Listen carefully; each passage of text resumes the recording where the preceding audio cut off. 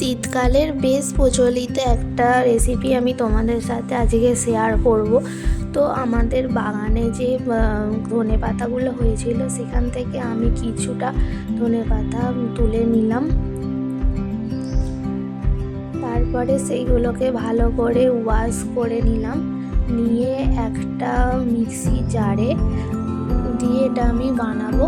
তো এটা আশা করি ধনেপাতা দেখে তোমরা বুঝতেই পেরে গেছো আমি কি বানাতে চলেছি। এটা অনেকেরই বাড়িতে হয়ে থাকে, সেটা হচ্ছে ধনেপাতা চাটনি, যেটা গরম গরম ভাতের সাথে তোমরা সার্ভ করতে পারো। তার জন্য ধনেপাতাটাকে প্রথমে বেটে নিলাম, তারপর এতে আমি দিয়ে দিলাম কিছুটা পোস্ত, একটা কাঁচা লঙ্কাটা স্বাদ অনুযায়ী দেবে, আর কিছুটা পাতি লেবুর রস,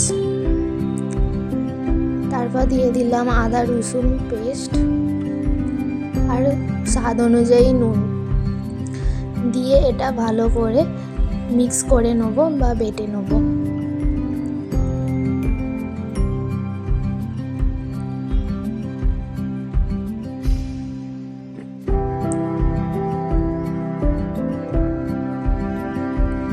তো মিক্সটা আমাদের কমপ্লিট, আর এটা খাওয়ার জন্য একদম রেডি। তো তোমরা এটা শীতের দুপুরে গরম গরম ভাতের সাথে প্রথম পাতে সার্ভ করতে পারো।